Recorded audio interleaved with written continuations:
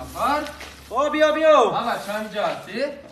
آقا چه تینجای سفر بیا اینجا کل چی گفت؟ چیکار کردی اکا آقا سلام چه زن خوبه دادیم با خودت کار برا کسای چیکار کرد؟ آقا خوبه اکا جوخی؟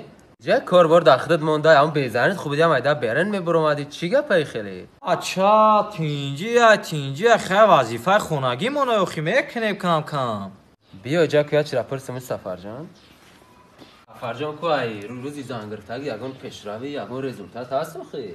آوا چا که یاد دنیو پیشرویه چیکار کردی؟